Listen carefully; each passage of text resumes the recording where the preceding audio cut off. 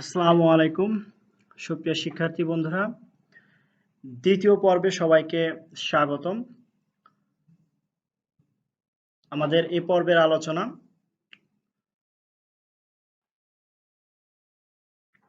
Students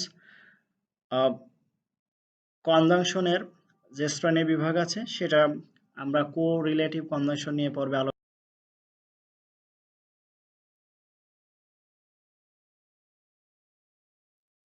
পরবর্তী স্লাইডে কি আছে correlative conjunction. Students, what do you mean by correlative conjunction? আমরা একটা সংজ্ঞা দেখব। যেসব কনজাংশন সমজাতীয় ওয়ার্ডকে যুক্ত করতে জোড়ায় জোড়ায় ব্যবহৃত হয় তাদেরকে কোরিলেটিভ কনজাংশন বলে। স্টুডেন্টস, তাহলে এখানে যে কনজাংশনের কথা বলা হচ্ছে এরা হচ্ছে জোড়ায় জোড়ায় ব্যবহার করা হয়। যেসব কনজাংশন সমজাতীয়, কি হবে এটা? সমজাতীয় এবং সমজাতীয় ওয়ার্ডকে যুক্ত করতে কিভাবে ব্যবহার করা হয়? জোড়ায় জোড়ায় ব্যবহার করা হয়। যার কারণে এটা মনে রাখো, এটা হচ্ছে জোড়ায় জোড়ায় ব্যবহার করা হয়, তাদেরকে কোরিলেটিভ কনজাংশন বলে। আমরা একটা এক্সাম্পল নিতে পারি। দেখো, let's take an example here. যেমন both and, either or, neither nor, তারপরে দেখা যাক কি আছে, not only but also, no sooner had dot dot. Students, এখানে হ্যাড হবে না, এইখানে হবে হচ্ছে দেন, টি এইচ, এখানে হবে এন, দেন হবে THAN. scarcely had dot dot when, hardly had dot dot when বা before. স্টুডেন্টস, এখানে একটা বিষয় খেয়াল করো যে সব কিন্তু জোড়া জোড়া শব্দ। দেখো একটা জোড়া জোড়া শব্দ, এইটা দেখো জোড়া জোড়া শব্দ আছে। তারপরে দেখো এখানে আইদার অর একটা জোড়া জোড়া শব্দ। তারপরে দেখো এখানে কি আছে, নিদার নর একটা শব্দ আছে। এভাবে দেখো। তারপরে এখানে দেখো নট অনলির সাথে অবশ্যই আমরা কি পরবর্তীতে এর সাথে বাট অলসো ব্যবহার করি, এটা একটা দেখো। তারপরে দেখবা হচ্ছে নো সুনার হ্যাড এর সাথে আমরা ব্যবহার করি দেন, এটা। তারপরে আমরা ব্যবহার করি স্কার্সলি হ্যাড এর সাথে আমরা কি ব্যবহার করি, হোয়েন। এবং হার্ডলি হ্যাড এর সাথেও আমরা কি ব্যবহার করতে পারি, হোয়েন ব্যবহার করতে পারি। ডিয়ার স্টুডেন্টস, আশা করি তোমরা এই কনজাংশন গুলো দেখে চিনতে পারবে যে এটাকে আমরা কি বলি, correlative conjunction. So next,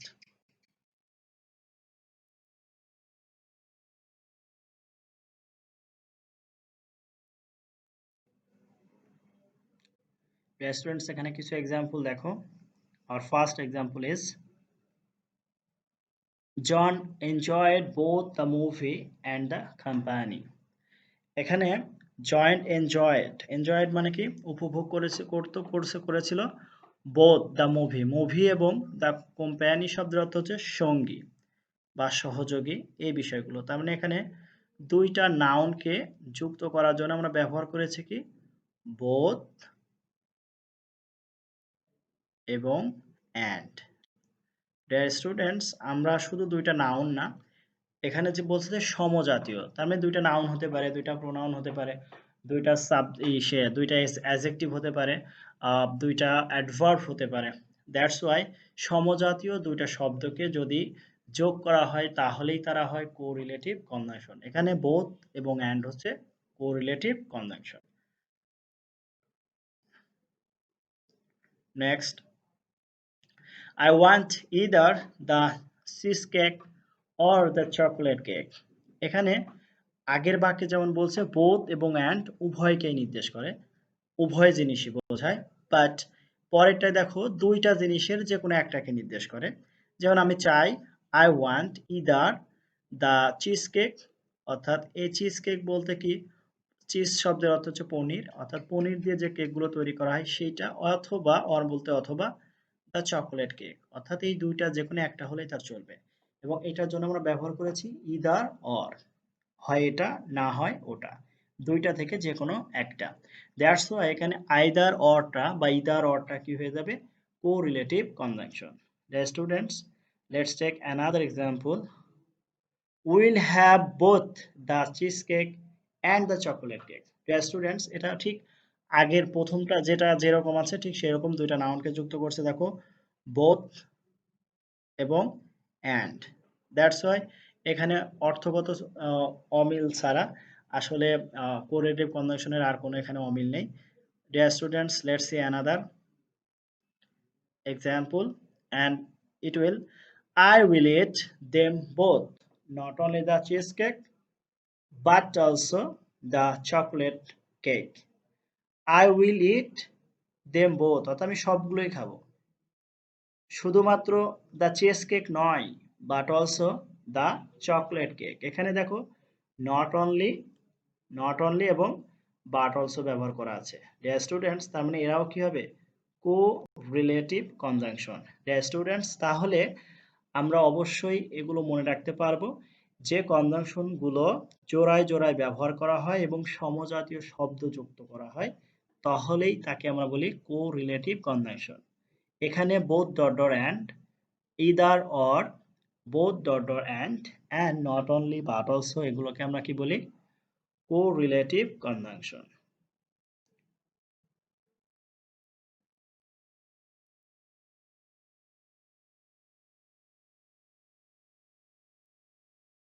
Dear students, let's see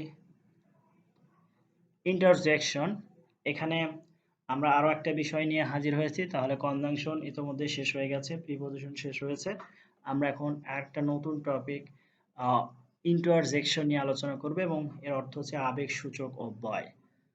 আবেগসূচক অব্যয়, যেমন আমাদের প্রথম যে সংজ্ঞাটা আছে দেখি, এটা সংজ্ঞাটা কি আছে? আওয়ার ডেফিনেশন ইজ, যে শব্দ মনের গভীর অনুভূতি বা তাৎক্ষণিক আবেগ, উচ্ছ্বাস ইত্যাদি প্রকাশ পায় তাকে ইন্টারজেকশন বলে। যে শব্দ মনের গভীর অনুভূতি বা তাৎক্ষণিক আবেগ, উচ্ছ্বাস ইত্যাদি প্রকাশ পায় তাকে ইন্টারজেকশন বলে। যেমন এখানে বিষয়গুলো মনে রাখো ডিয়ার স্টুডেন্টস, সেটা হচ্ছে গভীর অনুভূতি একটা বিষয়, তারপরে দেখো আবেগ তাৎক্ষণিক আবেগ, উচ্ছ্বাস, এই বিষয়গুলো গভীর অনুভূতি বা তাৎক্ষণিক আবেগ, উচ্ছ্বাস ইত্যাদি প্রকাশ পায় তাকে ইন্টারজেকশন বলে। যেমন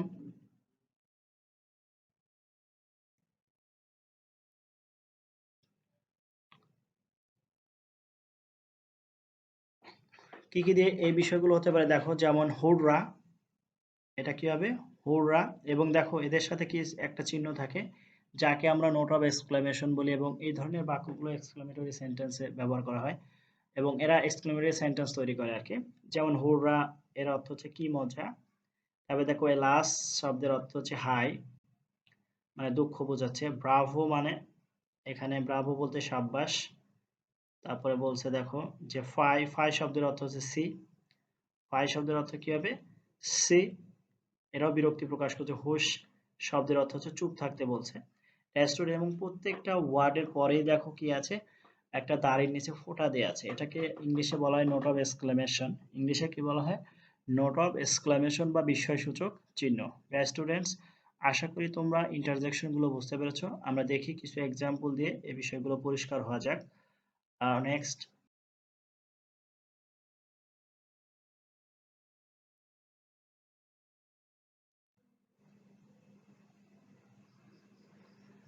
স্টুডেন্টস এক্সাম্পল গুলো ফলো করো। Our first example is, Alas, I am undone. এর অর্থ কি? হাই, আমি নিরুপায়। এখানে দেখো যে এলাস শব্দটুকু কি আছে? এরপরে একটা চিহ্ন দেয়া আছে, নোট অফ এক্সক্লেমেশন দেয়া আছে, যার কারণে এটাই কি বোঝাচ্ছে? ইন্টারজেকশন বোঝাচ্ছে ডিয়ার স্টুডেন্টস। এবং একে আমরা কি বলি? এক্সক্লেমেটরি সেন্টেন্স বলি। Alas, I am undone. আমি হাই, আমি নিরুপায়। তারপরে দেখো কি আছে?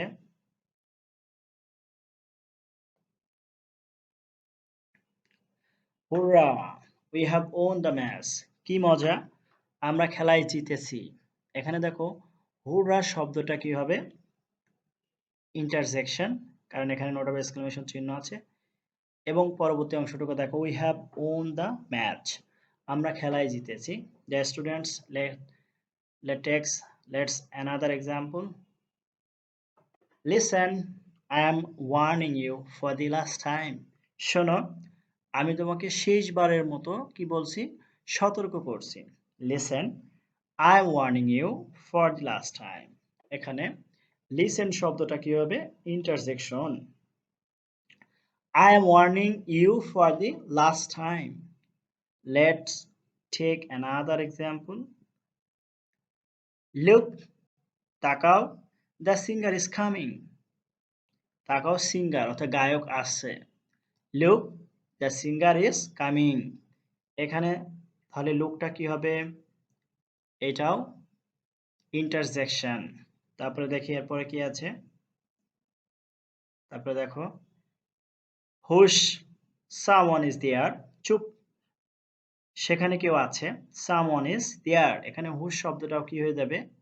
এটাও ইন্টারজেকশন হবে। ডিয়ার স্টুডেন্টস, তাহলে আমরা ইতিমধ্যে 5টি বাক্য পেয়ে গেছি। এলাস, হুররা, লিসেন, লুক, হুশ, এবং প্রত্যেকটা শব্দের পরে দেখো নোট অফ এক্সক্লেমেশন চিহ্ন আছে। That's why it is called a interjection. Dear students, দেখি এরপরে কি আছে। We have lost the game. এখানে বলতে একটু কষ্টে বা দুঃখ এটা প্রকাশ করে যে আমরা গেমে অর্থাৎ খেলায় হেরে গেলাম বা হেরেছি। এখানে তোমার হচ্ছে শব্দটা দ্বারা দুঃখ বোঝাচ্ছে এবং বলছে যে ব্যথা পাওয়া, ব্যথিত হওয়া। We have lost the game. We have lost the game. Students, তাহলে আমরা দেখি এর পরে কি আছে। Alas, he died yesterday.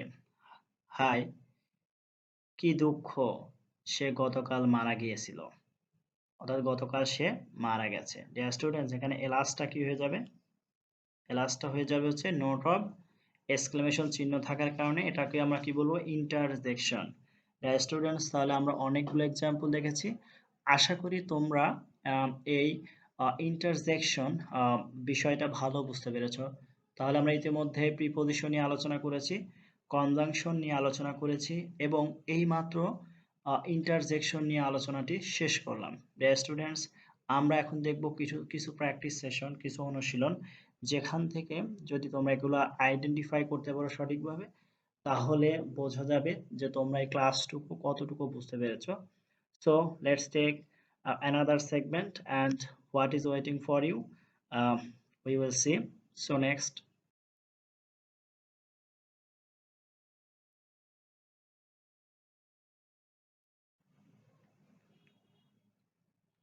Identify preposition.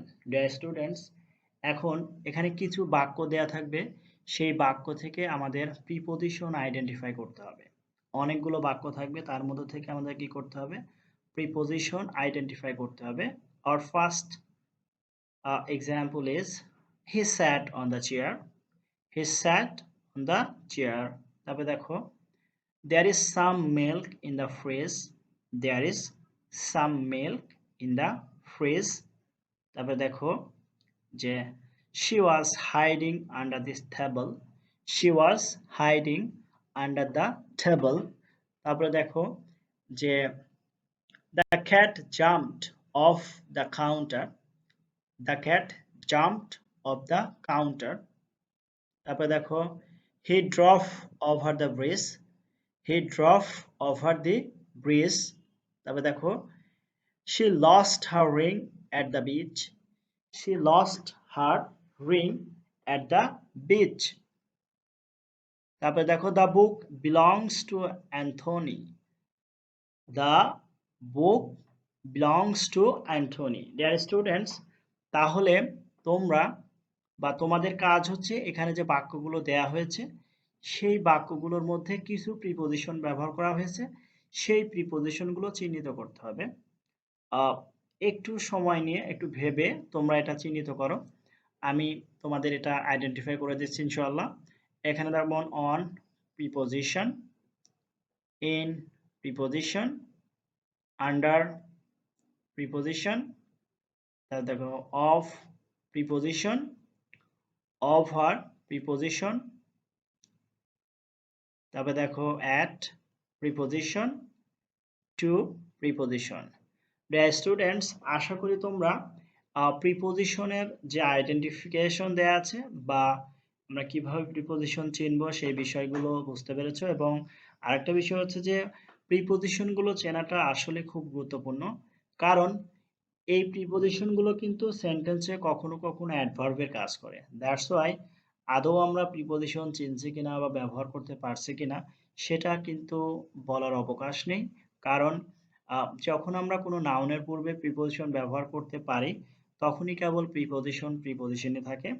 এবং যদি আমরা দেখি সেন্টেন্সের শেষের দিকে বা শেষে প্রিপজিশন আছে, ডেফিনেটলি ডেফিনেটলি ওই শব্দটা বা ওই প্রিপজিশনটাই কি হয়ে যাবে, অ্যাডভার্ব হিসেবে কাজ করবে। ডিয়ার স্টুডেন্টস, তাহলে তোমাদের অবশ্যই এটা মনে রাখতে হবে যে প্রিপজিশন গুলো যদি নাউনের পূর্বে থাকে তাহলে ওটা প্রিপজিশন, যদি ওটা সেন্টেন্সের শেষে চলে যায় তাহলে কিন্তু সেটা প্রিপজিশন নয়। এটা মনে রাখতে হবে। সো দেখি এর পরে কি আছে আমাদের। একটা সেন্টেন্স এখানে ছিল, দেখো, they were sitting by the, এখানে সিটিং বাই মানে পাশে বসে থাকা, বাই দি ট্রি আর কি। তাহলে আমরা 8টা প্রিপজিশন এখানে পেয়েছি। একটা হচ্ছে on, in, under, of, over, at, to, by. Students, আশা করি সবাই প্রিপজিশন গুলো চিহ্নিত করতে পেরেছো। Let's take and we'll see another identification.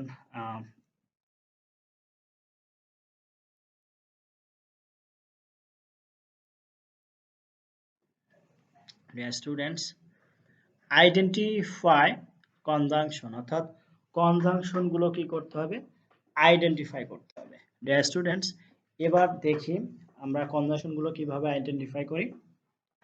Our first example is,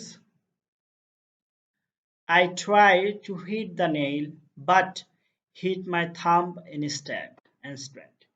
I tried to hit the nail but hit my thumb instead. The students, তাহলে এখানে যে ক্লজ দেয়া আছে, দেখো দুইটা ক্লজ আছে। Our first clause is I tried to hit the nail, একটা হচ্ছে I hit my thumb instead। তাহলে এই দুইটা ক্লজকে যুক্ত করেছে কি দিয়ে, বাট দিয়ে। দ্যাটস ওয়াই এখানে বাটটা কি হবে, কনজাংশন হবে। এবং কোন ধরনের কনজাংশন হবে, ডেফিনেটলি এটা হবে কোঅর্ডিনেটিং কনজাংশন, কারণ এখানে দুইটা প্রিন্সিপাল ক্লজকে যুক্ত করা হয়েছে। Another example is here, I have two goldfish and a cat. I have two goldfish and a cat. Students, এখানে গোল্ড ফিশের হওয়ার কথা ছিল, বাট এখানে সেটা দেয়া হয় নাই। বাট এখানে কি দিয়ে যুক্ত করা হয়েছে, অ্যান্ড দিয়ে যুক্ত করা হয়েছে দুইটা জিনিস। একটা হচ্ছে দেখো এ ক্যাট, একটা হচ্ছে two gold fish. That's why এইটাকে, এটাও আমরা কি বলবো, এই অ্যান্ডকে কি বলবো, কনজাংশন। আমরা আরো একটা দেখি এখানে কি আছে, I would like a bike for commuting to work. I would like a bike for commuting to work. Students, এই বাক্যে কি কোনো, এই বাক্যের মধ্যে কিন্তু কোনো কনজাংশন নেই। স্টুডেন্টস, খেয়াল করে একটু, I would like a bike for commuting to work। তার মানে এটাকে আমরা কি করব, কেটে দিব, যে এটার মধ্যে কোনো কনজাংশন নেই নেই। তারপরে দেখো আমরা এটা দেখি, you can have peach ice cream or a brownie brownie sandwich এরকম বলছে। দেখুন এই দুটো একটু যুক্ত করা হয়েছে, যেমন পিচ আইসক্রিম, দেখো এখানে পিচ আইসক্রিমের সাথে এখানে এ ব্রাউনি স্যান্ডি যোগ করা হয়েছে। দ্যাটস ওয়াই কি দিয়ে যোগ করা হয়েছে, অর দিয়ে যোগ করা হয়েছে। দ্যাটস ওয়াই এখানে অর হচ্ছে একটা কি, কনজাংশন। তারপরে দেখো কি আছে, neither the black dress nor the gray one looks right on me. Neither the black dress nor the gray one looks right on me. Dear students, তাহলে এখানে neither the black dress, এখানে এই যে neither একটা কি হবে, conjunction, এবং nor একটা কি, কনজাংশন। Dear students, তাহলে এখানে neither the black dress nor the gray one looks right on me। আশা করি কনজাংশন গুলো চিনতে পেরেছো। এবার দেখো My dad always worked hard so we could afford uh, the things we wanted. এখানে কি আছে? My dad always worked hard so we could afford the things we wanted. That's why এখানে দেখো so আছে। So এটাও একটা কি হয়ে যাবে? কনজাংশন হয়ে যাবে। So দেখি এরপরে কি আছে? I try very hard in school, yet I'm not receiving good grades. I try very hard in school, yet তবুও I am not receiving good grades. এখানে দেখো যে এখানে yet শব্দটা কি হয়ে যাবে? ডেফিনেটলি এই yet শব্দটা একটা কনজাংশন হিসেবে কাজ করছে।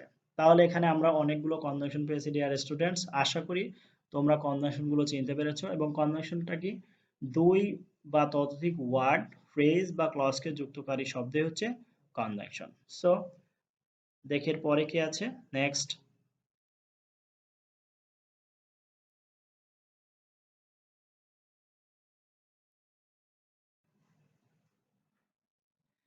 Identify intersection. ডিয়ার স্টুডেন্টস, তাহলে কিছু থাকবে, সেন্টেন্স থাকবে, সেখান থেকে আমরা ইন্টারজেকশন আইডেন্টিফাই করব। Our first example is hurrah we won the game. Emotion of joy বোঝাচ্ছে। তাহলে এখানে হুররাটা কি হয়ে যাবে? এটা একটা interjection. Hurrah we won the game, emotion of joy বোঝায় এটা। তারপরে দেখো এখানে কি হবে? Alas I fail the exam, emotion of sorrow অর্থাৎ দুঃখ বোঝাচ্ছে। দ্যাটস ওয়াই ইমোশন, এখানে দেখো যেহেতু সরো বোঝাচ্ছে, দ্যাটস ওয়াই এটাকে আমরা কি বলবো? ইন্টারজেকশন। এবং এইখানে হুররা শব্দটাও কি হয়ে যাবে? ইন্টারজেকশন হবে। ডিয়ার স্টুডেন্টস, আশা করি আমার কথাগুলো বুঝতে পেরেছো এবং বাক্যগুলো কিন্তু খুব সহজ। এরপরে দেখি কি আছে, যে wow what a beautiful car, emotion of surprise বোঝাচ্ছে, বিস্মিত হওয়া। Emotion of surprise, wow what a beautiful car. That's why এখানে ওয়াও শব্দটাকে আমরা কি বলছি? ওয়াও এই শব্দটাকে আমরা বলছি হচ্ছে intersection. Wow what a beautiful car. Deer students, let's see. Oh, I forgot to bring my purse. Oh, I forgot to bring my purse.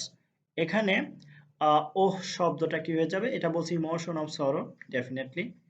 তাহলে এইটাও কি হয়ে যাবে? দেখো এটা হচ্ছে ইন্টারসেকশন। তারপর দেখি এরপরে কি আছে, যে oh it hurts, emotion of pain বোঝাচ্ছে। দ্যাটস ওয়াই এই শব্দটাকেও আমরা কি বলছি? এই শব্দটাকেও আমরা বলছি ইন্টারজেকশন। ইট হার্টস। তারপরে দেখো fie it taste so bad, সি এর স্বাদ খুবই বাজে। এই কথা বলছে emotion of disliking, emotion of disliking প্রকাশ করছে ডিয়ার স্টুডেন্টস। দ্যাটস ওয়াই এখানে ফাই শব্দটাও কি হয়ে যাবে? এটাও একটা ইন্টারজেকশন হিসেবে পরিণত হয়েছে dear students. Next, yahoo, yahoo I got a job. এখানে আসলে আনন্দ বোঝাচ্ছে, ইমোশন অফ জয় এটা বোঝাচ্ছে, যার কারণে ইয়াহু শব্দটাও কি হয়ে যাবে? এখানে ইন্টারজেকশন হবে ডিয়ার স্টুডেন্টস। তাহলে আমরা এতক্ষণ পর্যন্ত যে শব্দগুলো পেয়েছি, হুররা, এলাস, ওয়াও, ওহ, ওহ, ফাই, ইয়াহু, উহ, তাহলে এই শব্দগুলো আমরা সব কি বলবো? ইন্টারজেকশন বলবো। এবং ইন্টারজেকশন বলতে কি বোঝায়? যে শব্দ দ্বারা মনের আকস্মিক বা তাৎক্ষণিক আনন্দ, গভীর অনুভূতি, উচ্ছ্বাস ইত্যাদি প্রকাশ পায়, সেই শব্দগুলোকে আমরা কি বলবো? ইন্টারজেকশন বলবো। রেস্টুরেন্ট দেখি নেক্সট কি আছে। আর একটা বাক্য দেখো, আহ আই ডোন্ট কেয়ার, আমি কিছু মনে করি না, কিছু খেয়াল করি না। এই কথা বলতে স্যার, তার মানে এই শব্দটাও আমাদের কি হয়ে যাবে? এটাও হচ্ছে ইন্টারসেকশন। তাহলে আমি আরো একবার পড়ি। Hurrah, we won the game. Alas, I failed the exam.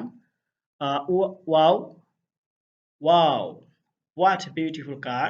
Oh, I forgot to bring my purse. Oh, it hurts. Why? It does so bad. Yahoo! I got a job. Oh, I don't care. Yes, students. So next,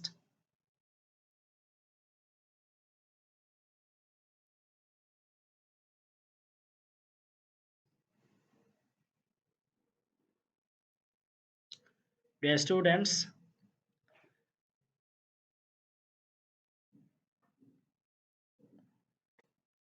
thank you all. পরবর্তী ক্লাসের আমন্ত্রণ জানিয়ে আজকের ক্লাসের দ্বিতীয় পর্ব এখানে শেষ করছি। সবাই সুস্থ থাকো, ভালো থাকো। ধন্যবাদ।